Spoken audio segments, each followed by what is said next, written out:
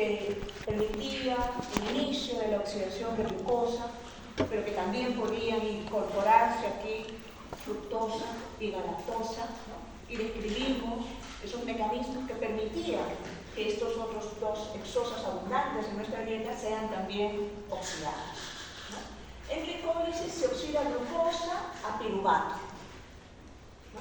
Y durante el proceso, en esas 10 reacciones enzimáticas, hay un paso de oxidación que permite ahora que el NAD se reduzca a NADH.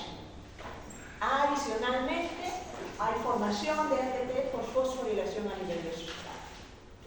Ese piruvato formado, dependiendo de las condiciones aeróbicas, ¿sí?, puede tener diferentes destinos. Cuando hay suficiente oxígeno, ese piruvato, ¿no?, pasa a la mitocondria y surge ahí descarboxilación oxidativa para convertirse en acetilcoenzima A. Y ese acetilcoenzima completa el ciclo de Krebs y haciéndolo así mediante esos 8 pasos enzimáticos se logra la oxidación completa de esos carbonos. ¿Sí? Entonces los 6 carbonos de la glucosa terminan como CO2 en su forma más oxidada, ya desprovisto de energía libre útil, vamos a llamarlo así, o extraíble, en el ciclo de Krebs. Todos esos carbonos, ¿sí?, terminan como CO2 cuando ya se completa Krebs, ciclo del ácido cítrico, ciclo de los ácidos tricarboxílicos. Pero adicionalmente en Krebs, como vimos, se puede formar GTP igual a ATP, idénticamente que ATP porque son prácticamente interconvertibles. Entonces ese GTP que se forma en Krebs puede contarse como ATP. Entonces, mediante estos dos procesos, de nuevo se forma ATP por fosforilación a nivel de sustrato, ¿sí?, que es una forma, vamos a llamar, moderada, no tan significativa de generar ATP. ¿Sí? La más significativa es esta, fosforilación oxidativa, que se da en base a los electrones que se han extraído. Electrones que se han extraído en descarboxilación oxidativa de piruvato. Electrones que se han extraído en Krebs, ¿sí?, estando esos electrones ya en la mitocondria, pueden ser usados rápidamente en fosforilación oxidativa y permitir la síntesis de ATP. Los electrones que han sido producidos en glicólisis están aquí en el citoplasma. Ese NADH no puede pasar a la mitocondria, ¿sí?, así como el NADH que está en la mitocondria no puede salir, ¿no? Entonces, la célula preserva y regula muy bien esa cantidad de NADH en cada uno de estos dos compartimentos celulares. Entonces, el NADH citosólico no puede ingresar llevando esos dos electrones de glicólisis a la mitocondria. Pero lo que sí se puede hacer es utilizar una serie de pasos enzimáticos, reacciones enzimáticas en las que esos electrones son transferidos a otros compuestos. Y esos compuestos llegan entonces los electrones a la mitocondria. Y habíamos adelantado a esos pasos enzimáticos, le llamamos lanzaderas. ¿Sí? Y entonces, para poder calcular, estimar lo que se llama el rendimiento energético o balance energético, cuánto rinde la oxidación de la glucosa, tenemos que considerar la posibilidad de que todo este proceso se pueda llevar a cabo de manera completa, ¿no?, incluyendo la posibilidad de ocurrencia de esas lanzaderas. ¿Sí? Y por eso es que toda esta discusión debe ser completa hasta incluir lanzaderas. ¿Okay? Entonces, la primera parte del capítulo de metabolismo de carbohidratos termina en lanzaderas y allí está el contenido de su segundo examen. ¿Okay? También vimos que cuando las condiciones aeróbicas no son suficientes, no son óptimas, en nosotros el piruvato se queda en el citosol, ¿sí?, y aquí entonces ocurre lo que se llama fermentación láctica. Y el propósito de fermentación es sostener, permitir que glicólisis continúe. ¿Por qué? Porque la cantidad de NAD puede verse limitada si es que la glicólisis continúa en un solo sentido y este NAD no se regenera. ¿Okay? Por eso entonces se da en nosotros fermentación láctica, ¿sí?, y en organismos como la levadura fermentación alcohólica. ¿Está bien? Entonces, esto es un resumen nada más de lo que hemos hecho hasta ahora, más o menos. Y sí, recuerdo que hemos completado casi la mayor parte de la discusión del ciclo de texto. ¿Alguna pregunta? ¿Algún comentario?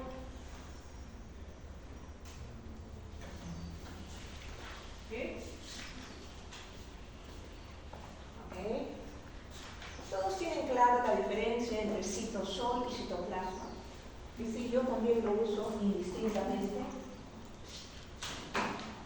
Citosol y citoplasma, como nadie me preguntaba hasta ahora, asumo que todos saben, todos lo tienen claro, pero quiero de todos modos asegurar.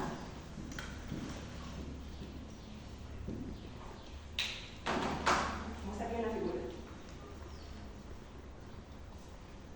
¿Sí?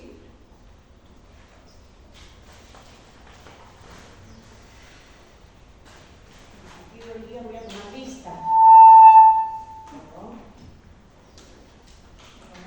Mientras pregunto. Sí, señora aplicativa. La citosol es la parte líquida y el citoplasma es, además de eso, todos los organelos, la parte sólida. Ah, ¿y qué hay del núcleo? ¿Hay alguna referencia al núcleo en esas definiciones?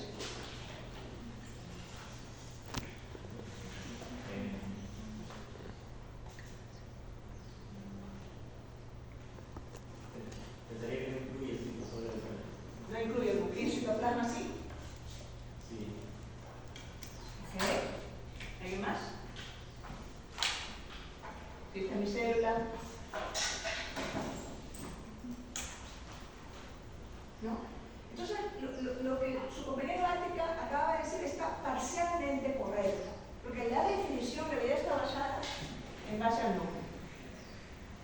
Tenemos a la célula, ahí está el núcleo. Todo lo demás puede ser o citosol o citoplasma, dependiendo si consideramos a los otros organelos, a todo lo demás. Si incluimos a todo esto que no es núcleo de la célula, es citoplasma. Pero si incluimos solamente a la parte líquida o fluida, mejor digamos, ese sería el citosol. ¿Está bien? Entonces, todo así sería, ¿no? Esto rojito, que no son organelos, etc., citosol. ¿Sí? Pero si queremos incluir de nuevo esos organelos, ¿no?, que no son núcleo, además del fluido, todo eso sería citoplasma. ¿Está bien? Entonces, por eso es que si ponemos como referencia el núcleo, a veces, ¿no?, podemos hacer una discusión un poco rara, y a veces, no somos tan estrictos en el uso, ¿no?, de estos términos, ¿no? Y por eso es que correctamente aquí en la figura se dice citosol, está indicado citosol y no citoplasma. ¿Sí? Porque esto quiere ser destacar el hecho de que el glicólisis se produce en este fluido, ¿no?, que no incluye a las mitocondrias y a los otros organelos. ¿Está bien? Okay. Entonces, aquí siempre, como en otras oportunidades, ¿no?, hay que aprovechar estas discusiones para tratar de aclarar algunos conceptos como estos, o al menos, por eso digo, tratar, ¿no?, de aplicarlos, y si no estamos seguros, preguntar o revisar. ¿Está bien? Ok. A partir de hoy voy a tomar lista. ¿Dije? ¿Qué día es? Alfaro, está Aloni, está África, está Atarama, está Ayala, Noví, no está, Ayala, no está, Barrantes, Bedoya, sí, Blas, Brañez, Candela, Yasmín, Cárdenas, Pamela, Castro, Cerdá, se fue. Chagua, ¿está? De la Vega, está. Guamataya, la hermosa Panisa, Matías, la niña, Inés, Mateo, Nena, Jimena, Montalvo. Ya está. Ok, continúo más tardecito para no aburrirme y aburrirlos. Ok, entonces estamos ahorita en la mitocondria, ¿no? Este organelo extraordinario. Dijimos que lo primero que ocurre ahí es la descarboxilación oxidativa del piruvato. Un complejo enorme, un complejo enzimático que funciona para oxidar al piruvato, pero también descarboxilar. El carboxilato del piruvato entonces se pierde como CO2 aquí, en la descarboxilación oxidativa del piruvato, y se forma acetilcoenzimado. ¿Okay? Y después, en el ciclo de Krebs, y ahí nos habíamos quedado con la participación de estas extraordinarias enzimas, ¿sí?, se completa esa oxidación. Y el acetilo del acetilcoenzimado, ¿sí?, eventualmente se pierde, se libera como CO2. ¿Sí? Y noten esas diferentes formas y tamaños de las enzimas. Y de nuevo aquí, la alfa-cetoglutarato deshidrogenasa es la enzima más grande. ¿Sí? Y tiene como misión igual, descarboxilar al alfa-cetoglutarato y oxidarlo a succinado. O a succinil-CoA. Y por eso esa similitud en estructura, tamaño, función con la piruvato deshidrogenasa que se encarga de formar acetil-CoA. ¿Okay? Otra particularidad importante de Krebs es que todas estas enzimas están presentes en la matriz mitocondrial, excepto por la succinato deshidrogenasa, que es esta enzima de acá. Y la succinato deshidrogenasa usa como cofactor al FAD-FADH2. Y por eso es que decíamos, esta es la única enzima de Krebs que no está flotando en la matriz mitocondrial, sino que está pegada, embebida, ¿sí?, en la membrana interna de la mitocondria. ¿Sí? Decíamos el equivalente a un fluorescente. Este fluorescente entonces puede tener acceso al succinato que está aquí, en la matriz mitocondrial, y dentro de ese fluorescente, de la succinato deshidrogenasa, está el FAD, que puede recibir los electrones del succinato. El producto de esa oxidación es fumarato, y ese fumarato sale del fluorescente, de la succinato deshidrogenasa, regresa a la matriz mitocondrial, y aquí choca y encuentra la siguiente enzima, que es la fumarasa. ¿Okay? Entonces, el ciclo de Krebs es extraordinariamente importante. Adelante, no vamos a olvidar del ciclo de Krebs hasta el último. Tiene una función absolutamente importante en todos los sentidos, metabólicamente, no tanto para reacciones catabólicas como para reacciones anabólicas. Y es más, hay toda una historia extraordinaria relacionada al ciclo de Krebs en términos de lo que se llama ahora bioquímica evolutiva. Hay investigadores que ponen al ciclo de Krebs no solo como un proceso metabólico central en nosotros ahora, sino también como un proceso metabólico que explica cómo es que la evolución se dio, cómo es que las células empezaron entonces a aprovechar, ¿sí?, este proceso metabólico no solamente para obtener energía, sino también para generar productos. ¿Okay? Y en algún momento lo mencionaré, no sé si está aquí, para aquellos aficionados y que gustan de estos temas, hay un nombre que es Nick Lane. Yo ahorita no lo tengo, pero seguramente está en el aula virtual. Nick Lane es un bioquímico evolucionario, o que estudia bioquímica evolutiva, Nick Lane, y tiene unos libros extraordinarios sobre todo este proceso, y también seminarios de YouTube muy buenos. Así que si pueden leer sus obras o escuchar sus seminarios, sin duda van a aprender muchísimo. Ok, entonces este es el ciclo de Krebs para aquellos que prefieren estructuras para poder entenderlo, ¿sí? Y decíamos que en la primera reacción se genera citrato. La primera enzima es la citrato sintasa, la enzima que conjuga el acetilo de acetil-CoA con el oxalacetato. ¿Sí? Y el producto es citrato. 6 carbonos, 3 carboxilatos. ¿Sí? Y noten que este es un citrato sintasa. ¿Sí? Y la diferencia entre sintanas y sintetanas era la necesidad de usar o no ATP. Porque obviamente para generar un enlace como este, para conjugar, unir esos dos compuestos, necesitamos energía porque se está formando un enlace. ¿Okay? Aquí no hay inversión de ATP, ¿no? Porque la ruptura de este enlace trioéster del acetil-CoA, este enlace, ¿no?, libera energía. Suficiente energía como para permitir la generación de citrato. ¿Sí? Y ese citrato que tiene 3 carboxilatos tiene que isomerizarse nada más a isocitrato. Hay un cambio, noten ustedes, en la posición de este OH. Aquí, en este carbono, y aquí, en el isocitrato. Y se necesita isocitrato porque la siguiente enzima es la isocitrato deshidrogenasa, la que oxida y también descarboxila el isocitrato para formar alfa-cetoglutarato. ¿Sí? Entonces aquí se forma NADH, ¿sí?, y se forma también CO2.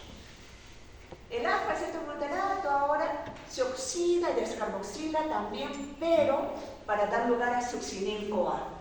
Y por eso es que se necesita una enzima con características particulares, la alfa-cetoglutarato deshidrogenasa. Succinil-CoA entonces tiene ahora un enlace tioéster también altamente energético. ¿Sí? Y a partir de su ruptura, de su hidrólisis, se puede ahora liberar suficiente energía como para sintetizar GTP. Esto es fosforilar al GDP a GTP. Y aquí en esta figura sí está destacado el hecho de que a partir de GTP se puede generar ATP. ¿Sí? Y el producto sería succinato. Ese es el succinato que se oxida en la siguiente reacción a fumarato en reacción catalizada por la succinato deshidrogenasa. Succinato deshidrogenasa entonces es esta enzima que usa FADH2 como cofactor. ¿Sí? Y por tanto, esta enzima requiere que ese FADH2 esté disponible para la cadena de transporte de electrones. Los complejos de la cadena de transporte de electrones están a su vez embebidos también en la membrana interna de la mitocondria. De nuevo, por eso es que la succinato deshidrogenasa debe estar ahí, ¿sí?, en la membrana interna. El fumarato ahora es simplemente reacomodado ahora para formar malato, y ese malato es ahora el que se oxida en la última reacción de Krebs para dar lugar a oxalacetato. Se completa así entonces la vía cerrada, o si quieren se cierra el ciclo, ¿no? Entonces esto es una buena demostración de la enorme eficiencia de procesos metabólicos como estos, que son cerrados, ciclos. Si están todas las enzimas disponibles, si están todos los cofactores, entonces solamente se necesita acetilcoenzima A. Entra acetilcoenzima A como insumo y se puede completar el ciclo de Krebs. Y completar el ciclo de Krebs implica la posibilidad de oxidar ese acetil-CoA formando 1, 2, 3 NADHs, un FADH2 y un ATP.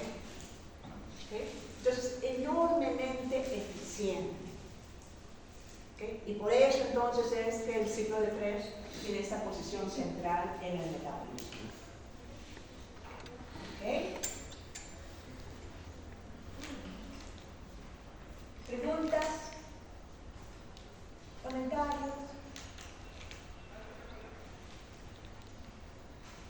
Muy bien. Saltamos entonces ahora a fosforilación oxidativa, ¿no? Y esta es tal vez la parte un poquito tal vez más confusa, porque va a requerir mucho un poquito de imaginación para entender todo este proceso. ¿Sí? Pero comenzamos con esta descripción, esta definición muy práctica. Fosforilación oxidativa involucra 2 procesos acoplados. Así como hablábamos de reacciones acopladas. En una reacción acoplada hay una reacción que es endergónica y otra que es exergónica, ¿cierto? Las dos deben darse simultáneamente. Lo mismo ocurre con esto, pero ya a nivel de proceso. Hay varias reacciones envueltas en cada una de ellas. ¿Sí? Hay una cadena de transporte de electrones. ¿Sí? Pero ojo aquí, Cuando hablamos de transporte de electrones, no es que los transportes viajen o se muevan solos. Estamos hablando de reacciones redox. ¿Sí? Alguien se oxida y pierde electrones, alguien se reduce y los acepta. ¿Sí? Y en esa participación de alguien que se oxida y alguien que se reduce, otro que se oxida, otro que se reduce, se establece entonces la posibilidad de mover esos electrones. Por eso se llama transporte de electrones. Y es cadena, porque se puede dar secuencialmente uno después de otro. ¿Okay? Y después, gracias a la energía que se puede liberar a través de esa cadena de transporte de electrones, se puede lograr la síntesis de ATP.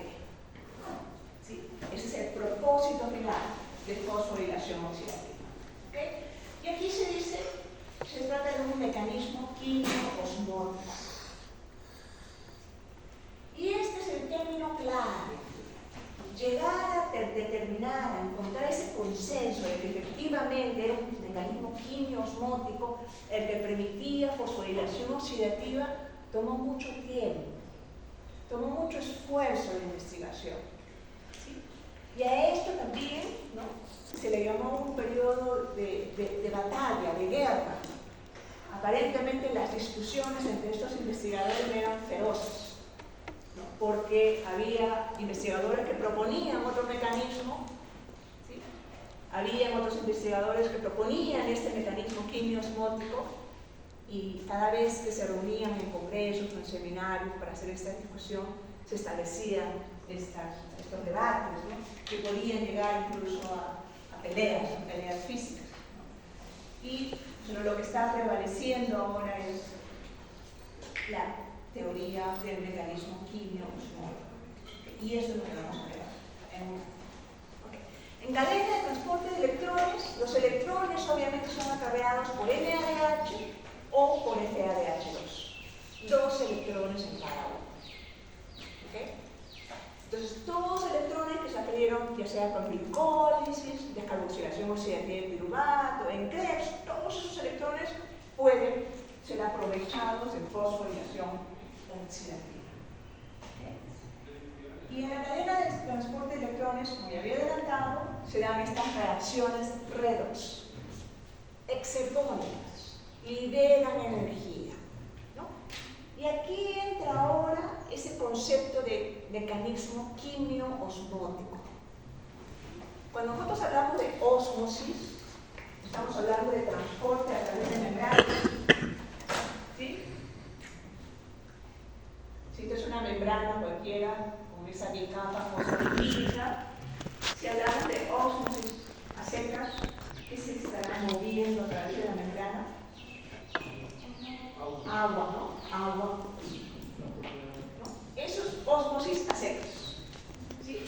Si hablamos de quimio-ósmosis, estamos hablando de algo diferente de agua. Entonces, esto simplemente ósmosis. El otro mecanismo que es el relevante aquí para términos de fosforilación oxidativa, estamos hablando de protones. ¿Sí? Y a esto entonces se le llama quimio-ósmosis. Pues está opuesto y relevante. Quimio-ósmosis. ¿Está bien? Entonces, lo que se transporta a través de la membrana, que es el mecanismo ahora que acopla, ¿sí?, síntesis de ATP con cadena de transporte de electrones, es la posibilidad de transporte de protones, iones hidrógeno, hidrogeniones. ¿Okay? Y es ese transporte de electrones el que se hace posible a través de la energía liberada por estas reacciones redes que son exergónicas.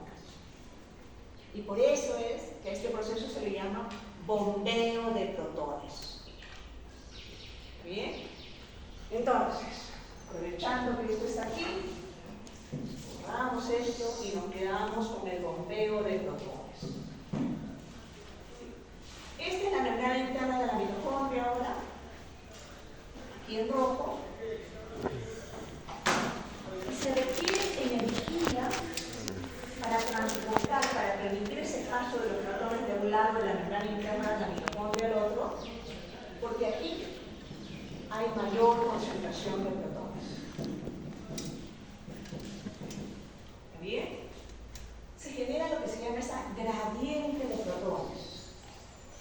Hay mayor cantidad de protones de este lado de la membrana que de este. Aquí está la matriz mitocondrial y aquí está el espacio intermembrana. ¿Okay? La concentración de protones es menor aquí y gracias a la cadena de transporte de electrones, los protones pueden ser bombeados, ser empujados del otro lado de la membrana. ¿Sí? Y gracias entonces a este bombeo continuo, la mitocondria siempre presenta esta diferente concentración de protones a ambos lados de la membrana. Y esto es lo que se llama una fuerza protón motriz. Porque los protones que están más abundantes del lado del espacio intermembrana que de la matriz están siempre tratando de regresar. Pero no pueden regresar solos. No pueden atravesar la membrana interna de la mitocondria. Bien, entonces esta es la gradiente, ¿sí?, electroquímica, porque hay también diferencias en cargas. Si aquí hay más protones, habrá más carga positiva. Si quieren también, si acá hay menos protones, habrá más carga negativa. Gradiente electroquímica, fuerza protón motriz. ¿Okay? Entonces, esto es lo que se logra a partir de la cadena de transporte de electrones. ¿Sí? Y cadena de transporte de electrones, de nuevo, involucra a varias reacciones redox que son exergónicas, que están ocurriendo una tras otra. Ok, y aquí algo importante. El aceptor final de los electrones es el oxígeno. ¿Okay? Y por fin entonces aparece el oxígeno. Esta es la función esencial, vital del oxígeno. Si no tuviésemos oxígeno, la cadena de transporte de electrones dejaría de funcionar. Deja de funcionar la cadena de transporte de electrones, perdemos la capacidad de síntesis de ATP por fosforilación oxidativa. Las células mueren, los tejidos mueren, muere el organismo. ¿Okay? De nuevo, esta es la función vital del oxígeno. Esto es en cuanto a cadena de transporte de electrones. De nuevo, cadena de transporte de electrones permite bombeo de protones. Generación de la fuerza protón motriz de esta gradiente electroquímica.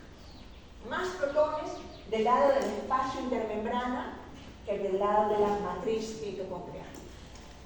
¿Okay? Eso es lo que se ha logrado hasta ahora con la cadena de transporte de electrones. Y decíamos, este proceso está acoplado a la síntesis de ATP. ¿Sí? Y ese acoplamiento es este mecanismo quimiosmótico.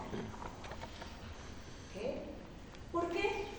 Porque la ATP sintasa, la enzima encargada de sintetizar ATP, permite el flujo de los protones. ¿Sí? Esto es, cadena de transporte de electrones permite esa generación de la gradiente. Y decíamos, los protones pugnan, tratan de regresar hacia el otro lado, no pueden atravesar la membrana interna de la mitocondria. Su carga se los impide. Es una membrana fosfolipídica. Pero sí pueden regresar si ahí está presente la ATP sintasa. Aquí en su libro. Esta es la ATP sintasa, una representación de ella, y esta permite el ingreso de los protones. Esos protones que fueron bombeados, empujados al espacio intermembrana, por fin encuentran ahora un canal de regreso. Y lo hacen encantados porque está en favor de la gradiente. Ese regreso de protones es exergónico, por eso decimos flujo exergónico de protones en favor de la gradiente. Se libera energía entonces en este proceso. Y la energía liberada por el flujo exergónico espontáneo de protones lo aprovecha la ATP sintasa para fosforilar al ADP. ADP más fosfato inorgánico, ATP.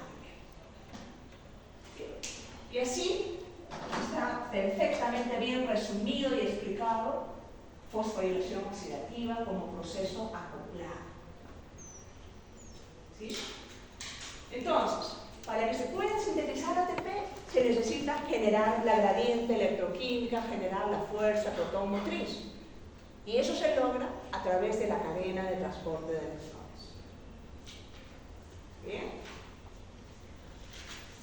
Entonces, síntesis de ATP ocurre gracias a esa gradiente de protones generada, ¿no?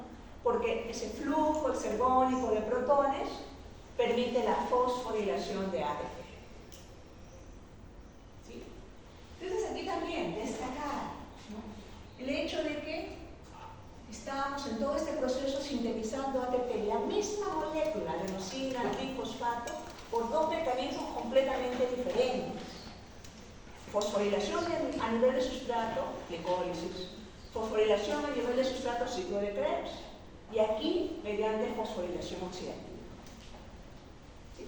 Bajo condiciones estándar, esa síntesis de ATP, esto es fosforilar ATP, implica 7.3 kilocalorías por mol.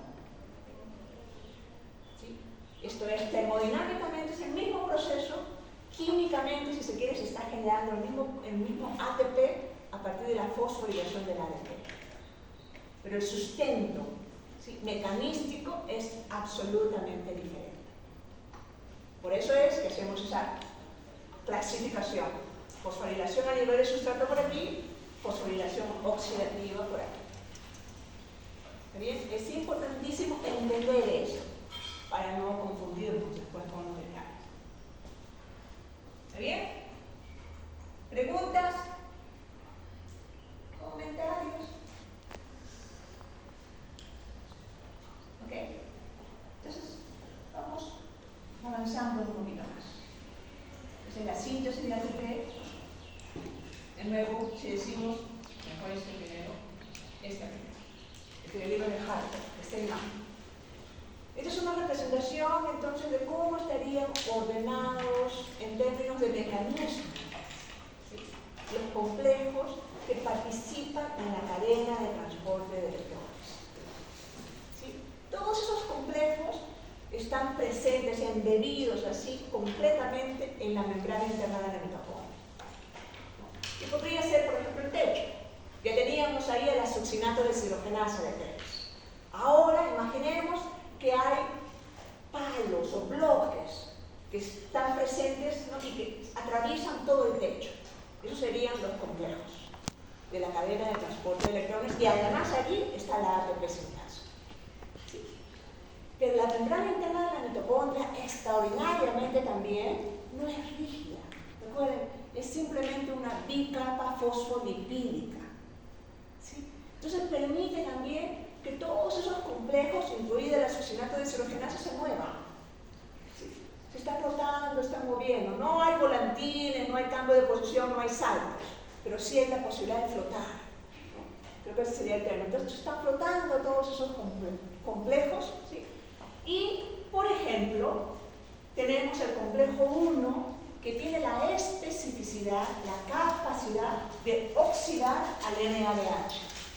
Entonces, de inmediato le decimos, allá, pues, entonces, en este complejo enzimático, en el sitio activo, hay un lugar que permite la asociación, la llegada del NADH. ¿Para qué? Para que esos electrones reduzcan a algún componente de ese complejo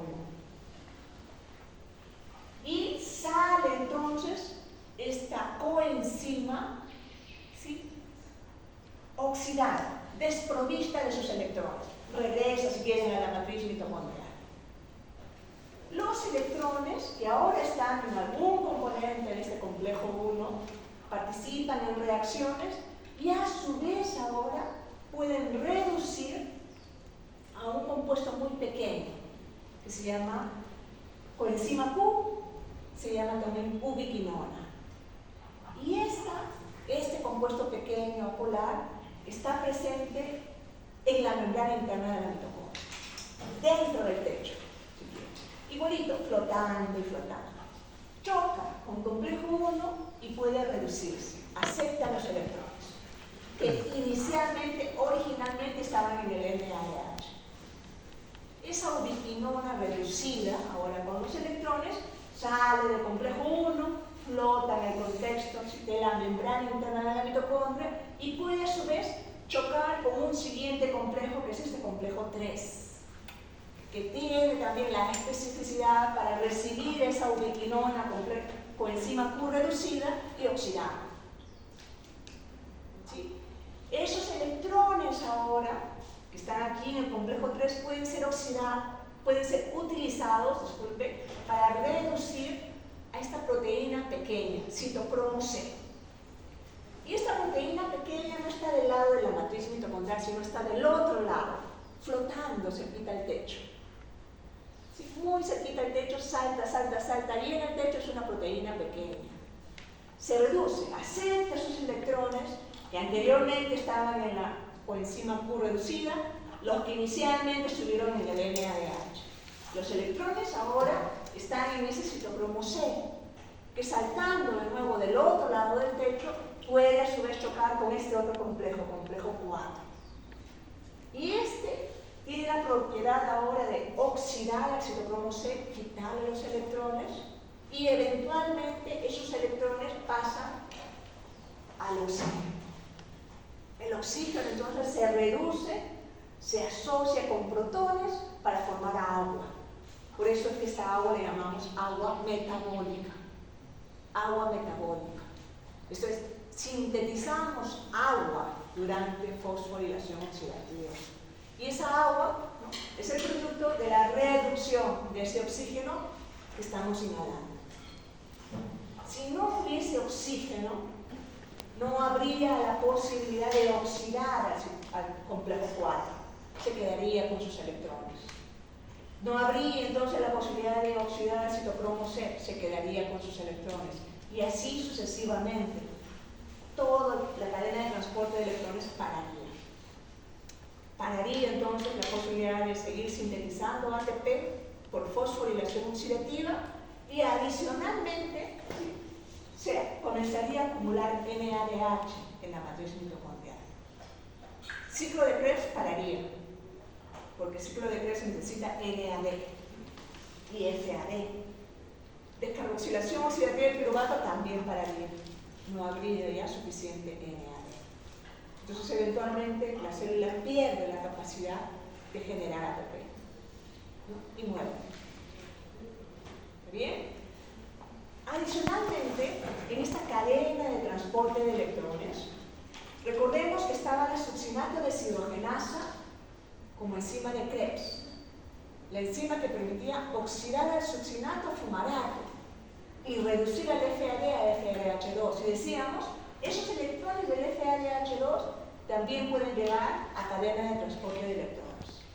Y la llegada o el ingreso de esos electrones es a través de esta coenzima Q-ubiquinona. Decíamos, en la membrana interna del mitocondria están todos los complejos distribuidos, flotando. Esta es la succinato deshidrogenasa, un fluorescente. Adentro está el FADH2. Y adentro de ese fluorescente, de la succinato deshidrogenasa, podría llegar también la coenzima Q, la ubiquinona, y aceptar los electrones. ¿Sí? Y por eso es de nuevo que esta succinato deshidrogenasa debe estar ahí, cercana, embebida en la membrana interna de la mitocondria, porque solo así tendría acceso a la coenzima Q. ¿Okay? Entonces, complejo 1, complejo 2, complejo 3, complejo 4 son los complejos que forman parte de esa cadena de transporte de electrones. ¿Sí? Y no actúan así de manera secuencial o no están presentes ordenaditos en otro solo. Todos esos están flotando aquí, en el contexto de la membrana interna de la mitocondria. ¿Sí? Pero cada uno presenta una especificidad particular. ¿Sí? Por eso es que en términos de mecanismo, ¿no?, se debe comenzar con NADH. Y este NADH solamente se puede oxidar en el complejo 1. Y este complejo 1 a su vez solamente puede reducir a la ubiquinona. Y así sucesivamente. ¿Okay? Son 4 complejos entonces los que participan en esta cadena de transporte de electrones. ¿Okay? Pero les decía que esta succinato deshidrogenasa no atraviesa toda la membrana interna de la mitocondria. Está solamente pegada y inmovilizada de ese lado. Mientras que complejo 1, complejo 3 y complejo 4 sí.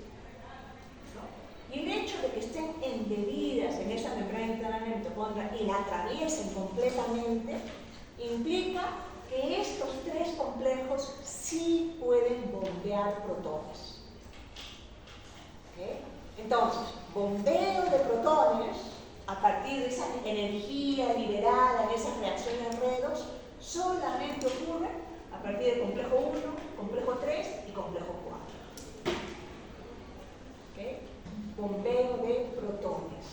Aquí también tienen que hacer sus propios dibujitos, sus propios mapas, con sus propias letras, sus propias gráficas, porque solo así van a poder entender todo este proceso. Se están transportando electrones, porque estas son reacciones redox. Pero se genera al final una gradiente de protones. ¿Bien? Gradiente de protones. Pero esa gradiente de protones, fuerza protomotriz, gradiente electroquímica, se genera a partir del transporte de electrones. ¿Sí? Estoy repitiendo varias veces para que ya nadie se confunda, por favor. ¿Sí? ¿Preguntas? Profesora, no entendí la parte de que dijo que la coenzima Q venía del succinato fumarato. O sea, de esa enzima que está embebida en la membrana, tenía el FADH2 en ella adentro y la coenzima Q era como el intermediario de los electrones. Sí. Entonces, la pregunta de su compañera es, ¿cuál es la función de esta coenzima Q? Bueno, sí, ¿No? del succinato de fumarato, de esta. Entonces, esta coenzima Q es una quinona para aquellos orgánicos que sé que existen por aquí, ¿sí? Una molécula muy pequeña, pero es apolar. Entonces funciona perfectamente bien, se localiza perfectamente bien en la membrana interna de la mitocondria, en ese contexto que es lipídico. Allí donde está flotando, nadando perfectamente, una molécula pequeñita. Pero allí, en ese contexto lipídico, funciona como acarreador de electrones. Y para que sea un acarreador de electrones, entonces debe tener la capacidad, por ejemplo, aquí en complejo 1, de reducirse, acepta electrones. La coenzima Q reducida sale de la membrana interna de la mitocondria, está nadando por ahí, choca con complejo 3, se oxida. ¿Okay? Pero también esta ubiquinona, porque hay miles de moléculas en la membrana interna de la mitocondria, puede chocar con complejo 2, que incluye la succinato deshidrogenasa de Krebs. Y participando en esta reacción puede aquí también reducirse. ¿Sí? Entonces, en este complejo 2, que incluye la succinato deshidrogenasa de Krebs, el succinato se oxida a fumarato. Si yo tengo aquí el fluorescente, este es la succinato deshidrogenasa, aquí en la matriz mitocondrial hay succinato. Succinato choca con la succinato deshidrogenasa, complejo 2, se oxida, deja sus electrones ahí, sale el producto que es fumarato. Los electrones están ahora en el FADH2. Y allí ahora la coenzima Q que está flotando choca con ese sitio activo y se reduce. Recibe los electrones del FADH2. Que se oxida el FAD y ahora la succinato deshidrogenasa está libre para poder recibir a otro succinato que se oxida. ¿Okay? La coenzima Q ahora reducida está nadando en la membrana interna de la mitocondria y puede chocar con complejo 3. Y así entonces cumple esa función que es de transportar electrones. Decíamos, transporte de electrones implica reacciones redox. ¿Okay? Los electrones no deben estar solitos como entes, ¿no? Independientes, autónomos, vamos a llamarlo así, en un contexto redox. Sí. Esa fosforilación que explicó ahí solo en el espacio extra, en la zona extra membrana, ¿Pero qué estamos hablando de? esa fosforilación, Acá, ajá.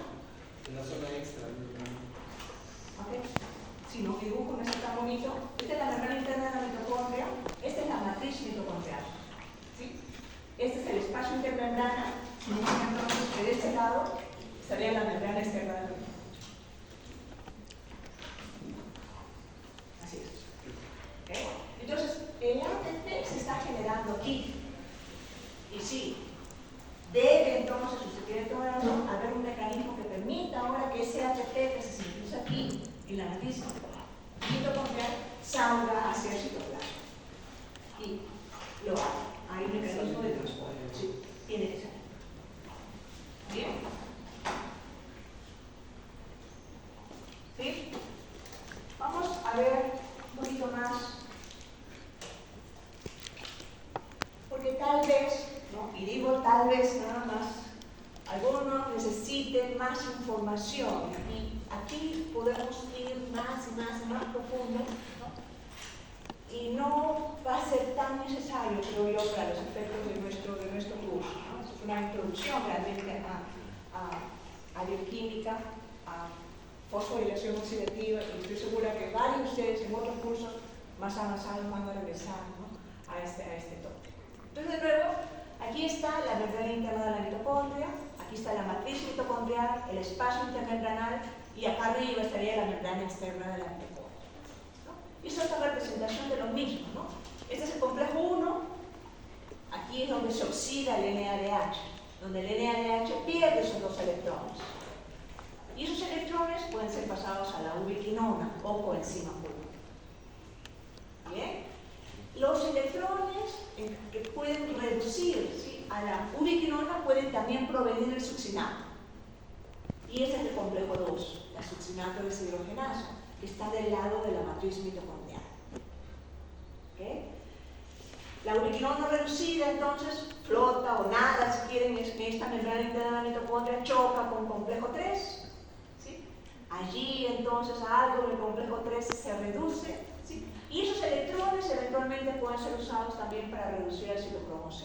Esta es una proteína pequeñita que está flotando cerca de la membrana interna del mitocondrio del otro lado, del lado del espacio intermembrana. Se reduce, ¿sí? Y este citocromo C reducido puede a su vez ceder en los electrones, puede oxidarse a nivel de complejo 4. Y es en el complejo 4 que esos dos electrones eventualmente pasan a oxígeno. ¿Está bien? Entonces, se necesita formar agua para permitir tener de manera estable ese oxígeno reducido. ¿Sí? Y por eso es que se hace esta especie de representación. Dos protones asociándose con media molécula de agua. ¿Está bien? Para formar de nuevo esta agua metabólica. Entonces, solamente complejo 1, complejo 3 y complejo 4 bombean protones. Y diversos estudios y experimentos incluso ya han determinado.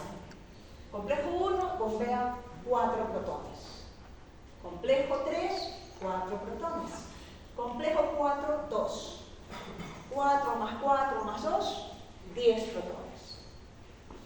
Entonces, a partir de los electrones que trajo el NADH, se podría bombear hasta 10 protones. Y a partir de esos 10 protones, generar esta gradiente electroquímica y permitir la síntesis de ATP. ¿Sí? Pero aquí hay algo importante.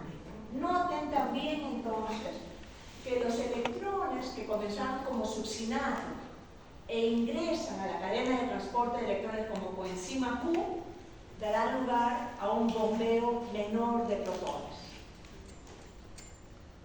¿Sí? ¿Cuántos protones serán bombeados entonces a partir de los electrones del FADH2? ¿Cuántos? 6. ¿De acuerdo? 6. 6. 6 protones. ¿Usted? Sí. ¿Cuál era su apellido? Janssen. Janssen.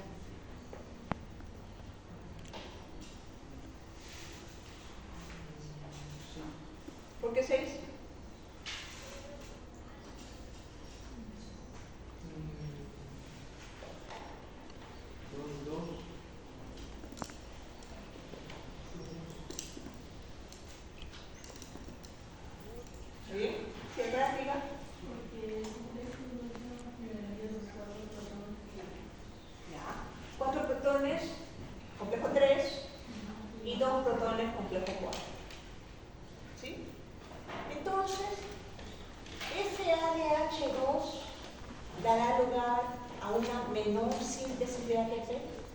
¿Será esa una conclusión lógica?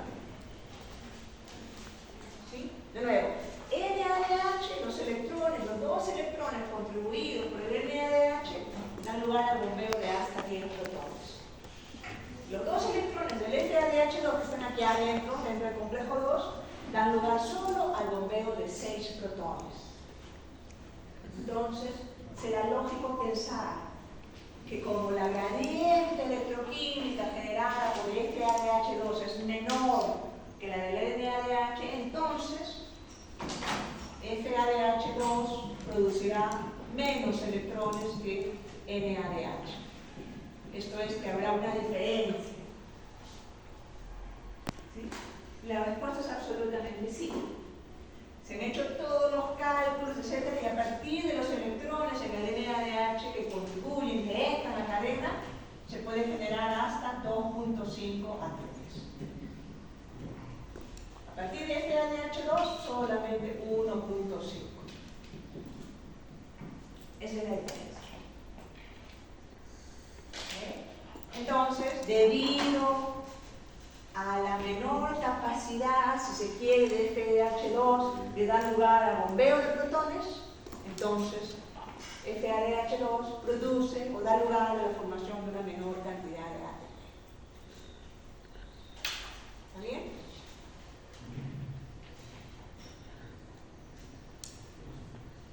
¿Tiene sentido que hablemos de 1.5 ATP 2.5? Una molécula y media, 2.5 moléculas.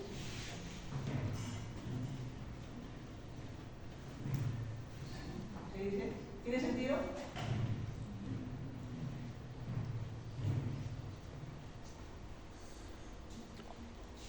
Comentario, ¿no? ¿Qué dice usted?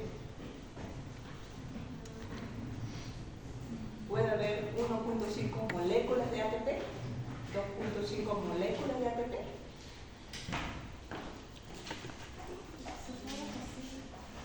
¿Sí? Claro, ¿no? Porque está escrito así, entonces tal vez sí, ¿no? Sí, diga. Josué o Santiago. Diga, José. Pero eso no sea una proporción para que se vea más sencillo, ¿no? Más sencillo, una proporción, o sea, un resultado matemático, vamos a llamarlo así. ¿Ya será más? Arturo, ¿qué dijo de eso? Ya. Quería saber qué dijo de eso. Ajá. Ok, que repita entonces. Sí, sí, por favor. Usted salió, repite. Ok, está bien, repite. Decíamos que, mire la trayectoria que siguen los electrones. Electrones de NADH atraviesan complejo 1, coenzima Q, complejo 3, citocromo C, complejo 4. Y dan lugar a un mayor bombeo de protones, porque complejo 1 puede bombear hasta 4, complejo 3 bombea hasta 4, complejo 4 bombea hasta 2. 10 protones podrían ser bombeados a partir de los electrones que trajo el NADH. Pero los electrones que inicialmente estaban en sucinato, después en el FADH2 y entran a cadena a partir de la coenzima Q, solamente atraviesan complejo 3 y complejo 4 y por lo tanto solo bombean 6 protones. Entonces decíamos, sí, se han hecho todos los cálculos, sí se sabe, y esto es lo real ahora, que a partir de NADH se puede bombear 2.5 ATPs. Y a partir de FADH2, 1.5 ATPs. Moléculas. Okay. Por eso yo decía moléculas, y precisamente eso fue lo que pregunté, señora Canal. Pregunté a su compañero Pantalla, decía, ¿tiene sentido hablar de 1.5 moléculas? Una molécula y media, 2 moléculas y media. No tiene sentido. Parte de una molécula no pierde la estructura y su, ¿No? hasta su función. Se Claro. da por términos matemáticos. ¿Ya? Entonces, ¿cómo se explica eso? Precisamente eso pregunté, señor Atagama. Pero matemáticamente, de repente, o es una proporción, de repente lo redondean. No es necesariamente un Nach, sino más de un Nach pasa. O sea, esto es también simplemente un resultado matemático. Una proporción. ¿Sí? Como que lo han disminuido a prox, a un Nach, pero no, de repente no solo pasa un Nach, de repente pasan más de 2. ¿Ok?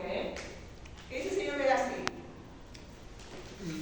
que, ¿cómo se llama? Que eso es más que nada una proporción matemática, ¿no? Que por así decirlo han visto que pasan 2 FADH y de ahí salen 3 ATPs, por lo que han podido, por así decirlo, reducir a que un FADH produce un ATP y medio. Ok, entonces básicamente de acuerdo con lo que decía su compañero. Guise Montaña, ¿está de acuerdo? ¿Cambió de opinión? Sigue. Ajá. Atrás, señor Pico. Profesora, no tiene nada que ver digamos, por glucosa. ¿Con qué? O con glucosa no tiene nada que ver. No le escucho. ¿Con qué? Con glucosa no tiene nada que ver. ¿Con glucosa? Ajá. Porque si digamos si entra por 1 kilovatio sale 1,5 por una glucosa sangría. No, porque no se está confundiendo más, señor Pico. Pero a ver, pero tiene sentido, porque usted dice, no pues, pero si estamos comenzando con una glucosa, ¿no? Y hasta ahora, según los cálculos que estamos teniendo, ya hemos completado esos cálculos, de una glucosa, ¿cuántos NADH se producen en glicólisis, señor Pico? Eran 2 gliceraldehidrofosfato que se oxidan, entonces 2 NADH. Se producen 2 piruvatos, ¿cierto? Esos 2 piruvatos se oxidan y se descarboxilan para formar acetilcoenzima A, y ahí se producen otra vez 2 NADH. Y después en Krebs se pueden dar 2 vueltas de Krebs, ¿sí? Por lo tanto, 6 NADH y 2 FADH2. Entonces lo que sobran son NADH y FADH2. Y ahorita, indistintamente de dónde vinieron, estamos viendo la posibilidad de que a partir de eso se genere ATP. Y pasa que, según esta explicación y según lo que es consensuado actualmente, más en todos los cálculos y experimentación, nos dice un NADH, y de nuevo, independientemente de cuál de estos sea, da lugar a 2.5 ATPs. Un FADH2 a 1.5 ATPs. Y recuerden que cada uno de estos está acarreando 2 electrones. Son electrones ricos en energía, pero la diferencia es dónde ingresan, ¿no? Dónde ingresan a la cadena de transporte de electrones. Y de nuevo, la pregunta era, comencé con usted, si es que tenía sentido hablar de moléculas. ¿Alguien?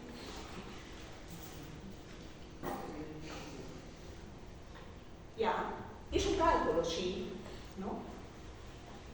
Pero, ¿y tendría entonces sentido ahora, si no hablo de moléculas, sino de moles? Moles.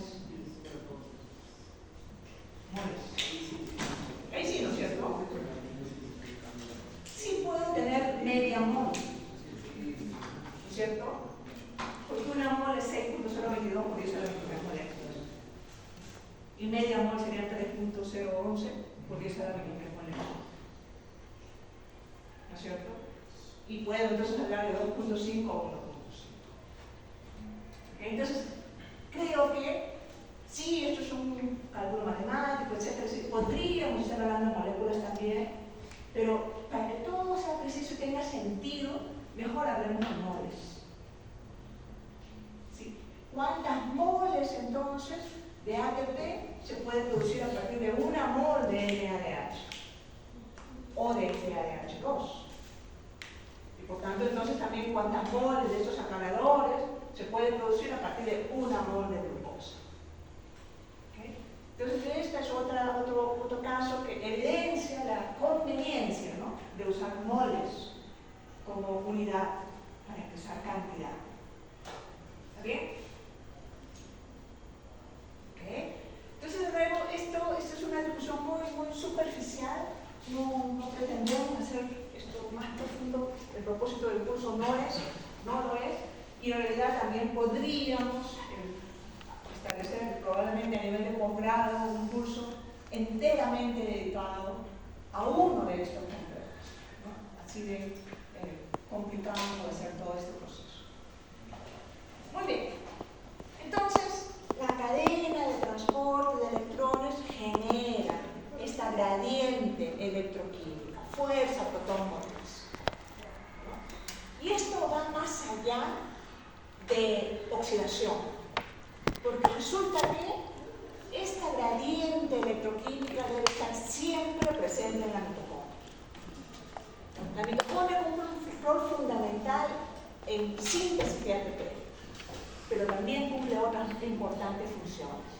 Y la mitocondria, entonces, para que esté funcionando perfectamente bien, debe tener esta característica, debe presentar esa gradiente, ¿sí? Gradiente electroquímica. Esto es, como se presenta esa gradiente, como las concentraciones de iones de hidrógeno son diferentes, entonces tiene sentido, ¿no?, que los pH sean diferentes. ¿Sí? Entonces es una representación de la mitocondria. Acá está la membrana interna de la mitocondria, acá está la membrana externa, aquí estaría el espacio intermembrana. Entonces siempre debe haber bombeo de protones hacia el espacio intermembrana. Esto es, la concentración de protones aquí debe ser mayor y por lo tanto el pH es bajo. Y al revés, ¿no? Del lado de la matriz mitocondrial, la concentración de protones debe ser menor y por lo tanto el pH es mayor.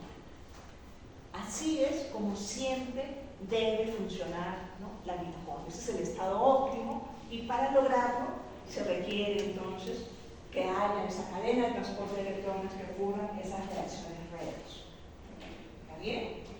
Pero, para propósito de nuevo de nuestro curso, ahorita, esa gradiente electroquímica es crucial porque solo así la ATP sintasa puede fosforilar al ADP. ¿Okay?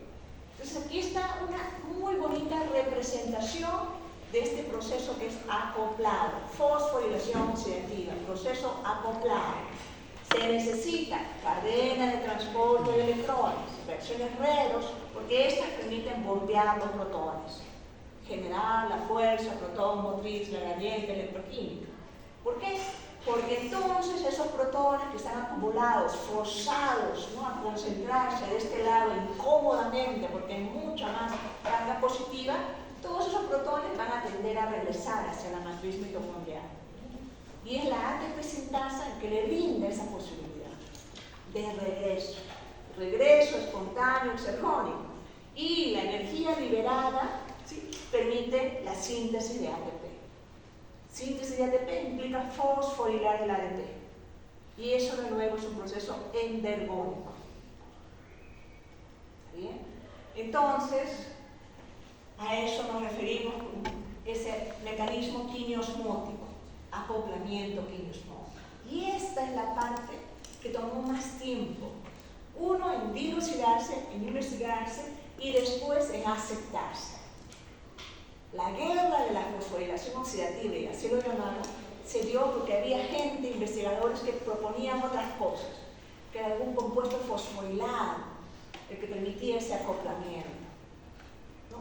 Solo fue hasta que se aceptó este mecanismo quimiosmótico que por fin, ¿sí?, se llegó entonces a una paz, a una tregua, ¿no? Pero de nuevo necesitaron años y años para aceptar esta teoría propuesta por Friedrich Nietzsche, ¿no?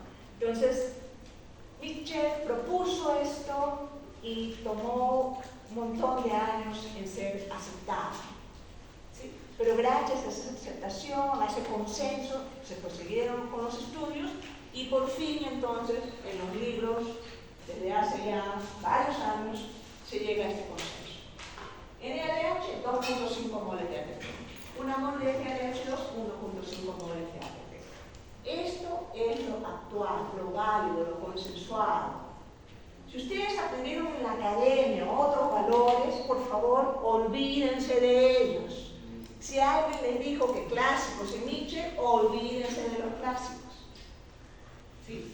Olvídense, está completamente desactualizado. ¿Sí? No es necesario entonces acordarse de los clásicos, no es necesario tampoco tomar en cuenta otros valores. Estos son los valores actuales, ¿no?, aceptados. ¿Está bien? ¿Preguntas? Dígame. El sentido de la fuerza protomotriz es contrario al flujo hiperbólico de protones. ¿Perdón? El flujo de la fuerza protón fosfírico es contrario al flujo exergónico de protones? A ver, de nuevo. El flujo de la fuerza protón motriz es contrario al flujo exergónico de protones. A ver, a ver. A ver si quiero aplicar. Sí. Lo primero son estas flechas negras, ¿no es cierto? Sí. Esto es bombeo de protones. Cuando usted quiere bombear algo, necesita energía, ¿no? Por eso lo estamos llamando bombeo, así literal. Se necesita energía para forzar esos protones desde la matriz mitocondrial hacia el espacio intermembrana. Esto es endergónico. De nuevo, necesita energía. ¿De dónde viene la energía? De la cadena de transporte de electrones, esas reacciones redox exergónicas. ¿Sí? Pero una vez que usted mantiene esa gradiente electroquímica y hay más protones de este lado de la membrana que de este, estos protones van a estar ahí listitos, pugnando por regresar a este lado de la membrana. ¿Sí? Y cuando encuentra un canal de entrada, y ese canal de entrada se lo da la ATP sintasa, entonces, corriendo, sin que les inviten, espontáneamente pasan por la ATP sintasa, liberan energía, pues es un flujo espontáneo exergónico de protones. Y la energía liberada es aprovechada, adecuadamente utilizada por la ATP sintasa para fosforilar el ADP y generar ATP. ¿Está bien? ¿Ok? Entonces, esta es esa teoría quimiosmótica de Mitchell que de nuevo terminó años de la guerra de la fosforilación oxidativa y con esto se acabaron los golpes y los insultos que se daban aparentemente a nivel de congresos de bioquímica, ¿no? Y hay un ensayo en el aula virtual muy interesante que hace una descripción muy bonita y ustedes van a encontrar ahí muchos autores de sus libros de bioquímica que son también actores, ¿no?, de esa guerra de la fosforilación oxidativa. Ok. Entonces aquí, de nuevo, una descripción mucho más, tal vez, descriptiva, ¿sí?, tomando en cuenta ese posicionamiento hacia dónde se da, ¿sí?, la síntesis de ATP, como notó su compañera Tarama hace ratito. El ATP se sintetiza aquí a nivel de la matriz mitocondrial. Pero de aquí obviamente tiene que salir en el citoplasma, ¿no? Porque es ahí, o mejor, en el citosol, porque es en el citosol donde están esperando ahí las enzimas para poder utilizar ese ATP. ¿Ok? Entonces, de nuevo, fosforilación oxidativa es un proceso acoplado. Se fosforila el ADP, ¿sí?, para permitir la síntesis de ATP. Es un proceso quimiosmótico, porque es el flujo exergónico de protones el que permite la síntesis de ATP. Pero la generación de esa gradiente electroquímica demanda esa cadena de transporte de electrones, reacciones redox. ¿Okay? Complejo 1, complejo 3 y complejo 4 bombean protones. ¿Está bien? Entonces aquí clarito, entero, bien claro. Por eso es que le llamamos proceso acoplado. Para cadena de transporte de electrones, para síntesis de ATP. Por eso es que es absolutamente vital el oxígeno. Sin oxígeno se detiene la cadena de transporte de electrones porque cesa esa posibilidad de ocurrencia de reacciones redox. ¿Sí? Pero también, sin esos electrones del NADH o FADH2 no habría opción a cadena de transporte de electrones. Y recuerden que esos electrones salieron de la oxidación de carbohidratos, como van a salir también de la oxidación de ácidos grasos, como vamos a ver. Desde aquí está representado esas dos funciones vitales. Comemos por la misma razón que respiramos, ¿no? Necesitamos los alimentos para poder oxidarnos, ¿no?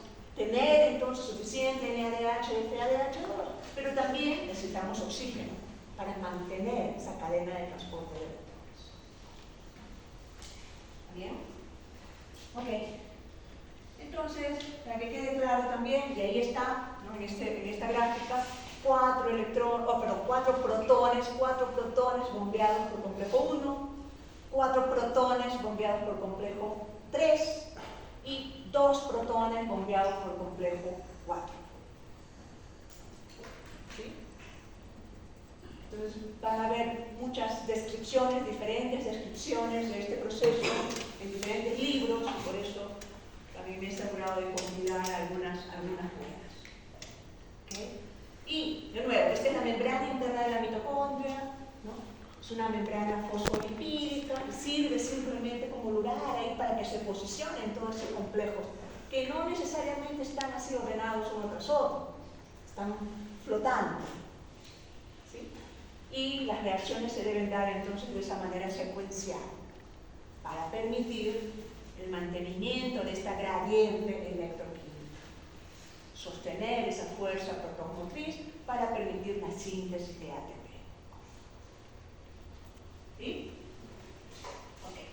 Sabemos mucho de todo este proceso, cada vez más, pero seguimos aprendiendo, seguimos obteniendo más y más información a través de los investigadores.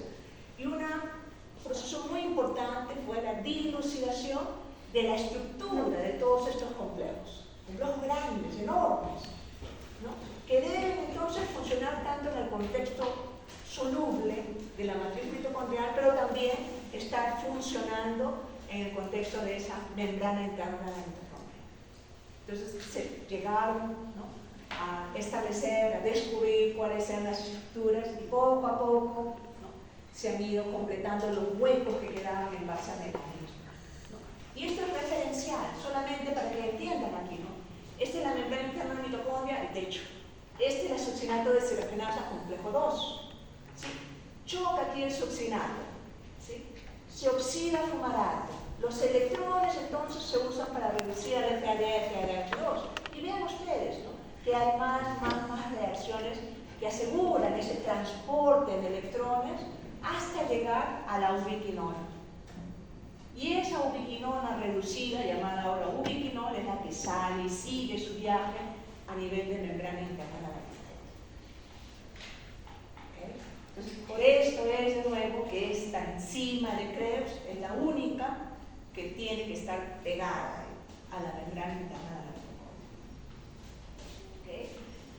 Y aquí un paréntesis, porque así como les hablé de Nick Lane, es importante también mencionar el trabajo de este investigador, que es su nombre, Schroeder. ¿Sí? Lo van a ver en las diapositivas, creo que lo dejé.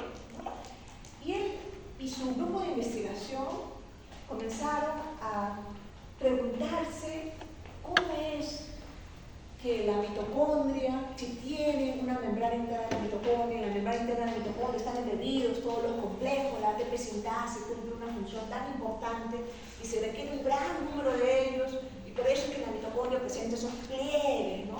Entonces imagínense la cantidad de proteínas, de complejos enzimáticos que están presentes en esa membrana interna de la mitocondria. Entonces, él comenzó a pensar acerca de dónde vienen esas proteínas. Decíamos que la mitocondria tiene su propio genoma, puede producir su propio ARN mensajero, puede producir sus propias proteínas a partir de ribosomas. Entonces, él comenzó a hacer ese estudio, ¿no?, para ver de dónde venían de nuevo todos esos polipéptidos que conforman los diferentes complejos. ¿Okay? Y ha hecho descubrimientos muy interesantes, pero incluso gente tan avanzada como él y otros investigadores cometen un error, creo yo, que quiero también ahora destacarlo para que no se confundan. Cadena de transporte de electrones, decíamos, es una cosa, involucra complejo 1, 2, 3 y 4. Esa es cadena de transporte de electrones. ATP sintasa, ¿no?, es un proceso sí, ¿no?, que permite la síntesis de ATP que no está involucrado en transporte de electrones y por lo tanto no se debería incluir, no se le debería llamar por lo tanto complejo 5. ¿Sí? Entonces es un error que se comete aquí en esta diapositiva y también en varios libros. Es decir, simplemente hay 4 complejos de cadena de transporte de electrones y el complejo 5 es ATP sintasa. Yo creo que eso es un error y la mayoría de los libros incluso no lo considera así. ¿Okay? Bueno, es algo que pueden ustedes encontrar en algunos libros también de virtud. Entonces, la investigación de Jared Rutter, ¿no?, se centraba en descubrir de dónde vienen todos esos polipéptidos, polímeros de aminoácidos particulares que son requeridos para formar cada uno de estos complejos.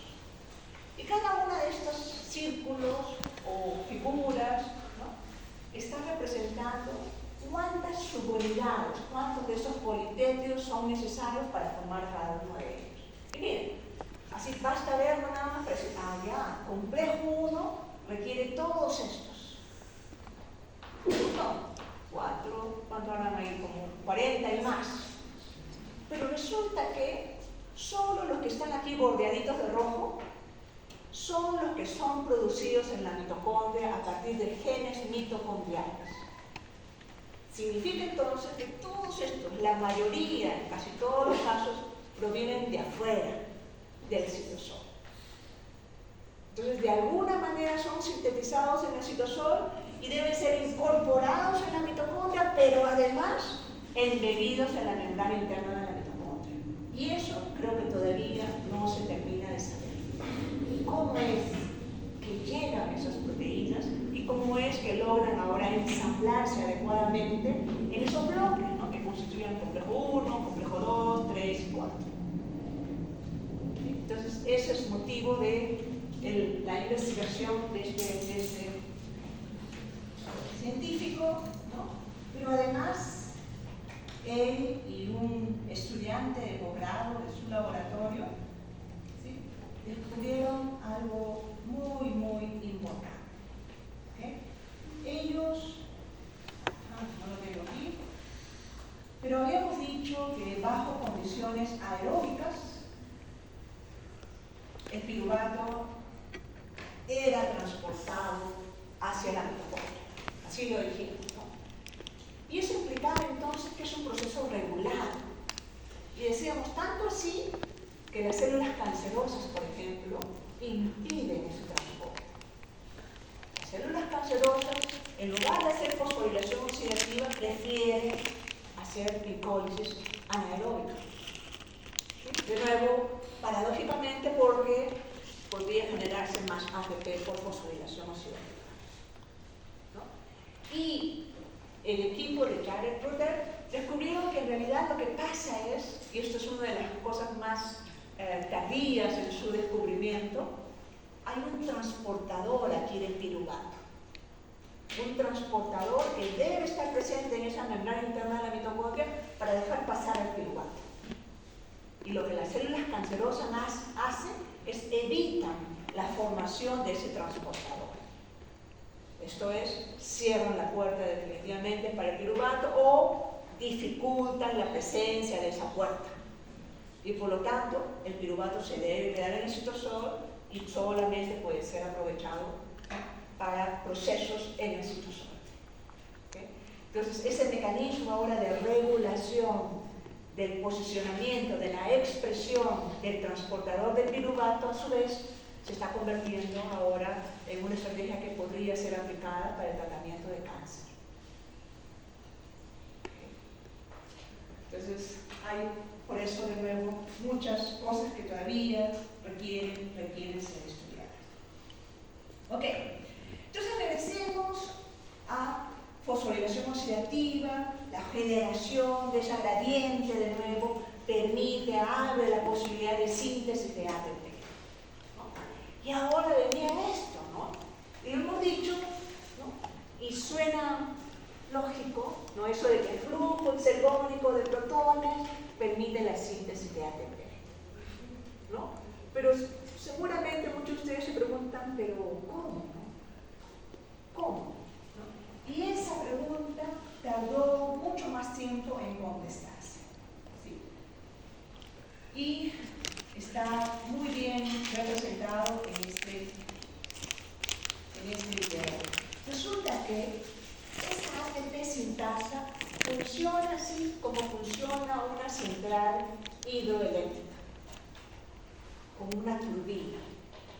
Tal vez la mayoría de ustedes, supongo que varios de ustedes sí podrán entender el concepto del fundamento físico que implica esa posibilidad de generar electricidad a partir de un flujo de agua, ¿no? A través de una turbina. Eso es lo que hace también la ATP Sintasa. ¿Okay? Y esto tardó también mucho tiempo en dilucidarse, pero sabemos ahora, cada vez con más precisión, que así es como funciona la ATP Sintasa. Estos cuadraditos, cubitos, están simbolizando a los protones, que están de nuevo acumulados del lado del espacio intermembrana. Esta es la membrana interna de la mitocondria. Y ahí está, ¿no? Ese canal, decíamos, que permite el paso de protones, ¿sí? Sí, lo hace, pero en su paso hace que comience a girar esa turbina. Sabemos ahora de manera precisa qué parte de la ATP sintasa es la que tiene esa estructura y por lo tanto esa función, ¿sí? Y es entonces a partir de ese movimiento, ¿sí?, que se permite ahora el acoplamiento a este nivel para permitir la fosforilación del ADP a ATP. ¿Okay? Entonces es un movimiento rotatorio así particular el que da lugar después en la parte de la enzima que está del lado de la matriz mitocondrial expuesta a agua, en la que ingresa ADP y fosfato inorgánico para salir ATP. Ahí está el ATP, de nuevo formado a partir de la fosforilación del ADP. Entonces, muchos estudios a nivel estructural y se ha hecho para determinar que es efectivamente ese movimiento rotatorio como una turbina el que da lugar a la posibilidad de síntesis de ATP. Y uno de los experimentos más importantes, sí, claves para lograr entender este mecanismo se dio ya hace algún tiempo y está también definido en este enquete. ¿Okay? Se sabe entonces ahora que ese movimiento de turbina será, y gracias a este se puede lograr la síntesis.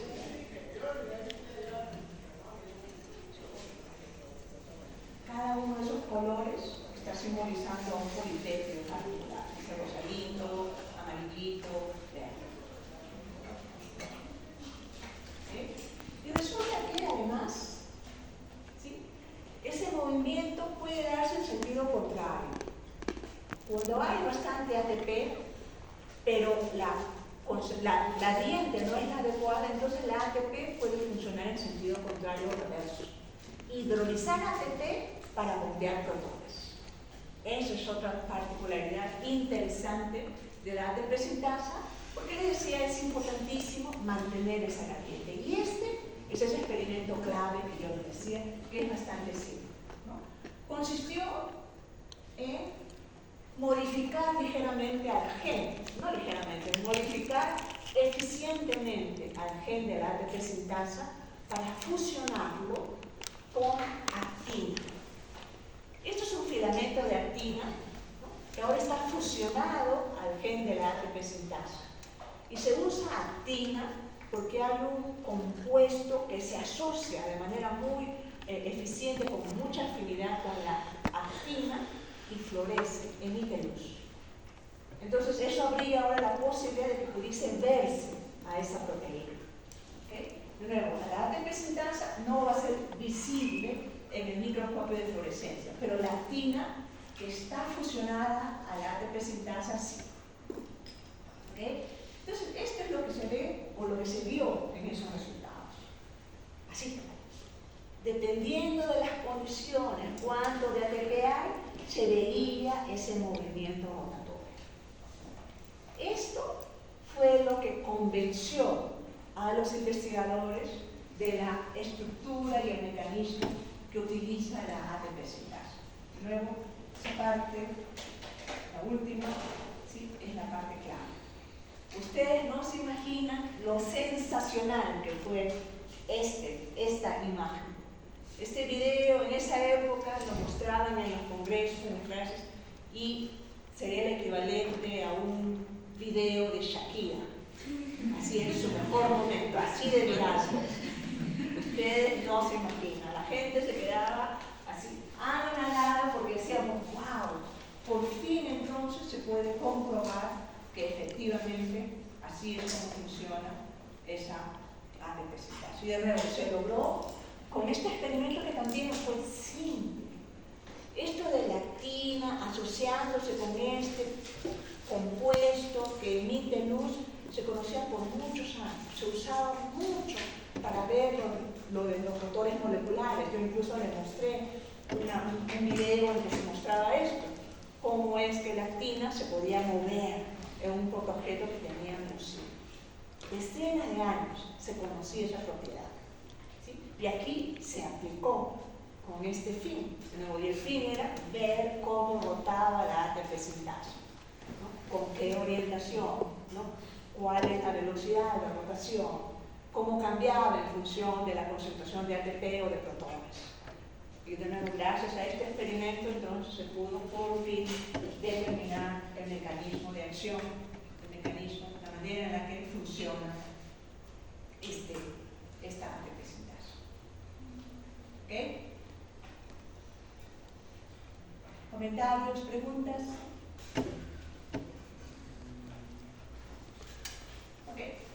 Entonces, la ATP sintasa, ¿no?, puede permitir síntesis de ATP cuando la concentración de ATP no es suficiente en la matriz mitocondrial y cuando la gradiente electroquímica es suficiente. Pero cuando no lo es y hay suficiente ATP, la ATP sintasa puede hacer lo opuesto, hidrolizar la ATP para poder bombear protones. Y esto da cuenta de nuevo de la enorme importancia de mantener esa gradiente a nivel de mitocondria. ¿Okay? Mantener la gradiente. ¿Okay? Decía que mantener la gradiente le permite a la mitocondria trabajar óptimamente. ¿Sí? Y una de las razones de esto es, como decíamos hace ratito, debe haber un mecanismo que permite el transporte de ATP. ¿Okay? Esta es la membrana interna de la mitocondria, aquí estamos en la matriz mitocondrial y este sería el espacio intermembrana y por aquí estaría el citosol. Y la idea es que ese ATP sintetizado aquí salga. ¿Sí? Y para que salga es necesario ahora que exista esa gradiente. ¿Okay? El ATP tiene 4 cargas negativas, el ADP 3. Entonces se favorece la salida, ¿sí?, del ATP, que es más negativo, hacia un entorno que es más positivo, donde haya acumulación de protones. Esa es una de las razones por las que de nuevo se debe mantener esa gradiente para asegurar el flujo constante de ATP sintetizado en la matriz mitocondrial hacia afuera y el flujo de ADP del citosol hacia el interior. ¿Okay? Esa de nuevo una entre otras razones. Para los que han estudiado o saben acerca de apoptosis, seguramente sabrán que la mitocondria es el organelo que prácticamente organiza apoptosis, organiza la posibilidad de ocurrencia de la muerte celular, del suicidio celular. Y una de las razones es la falta de esa gradiente electrónica.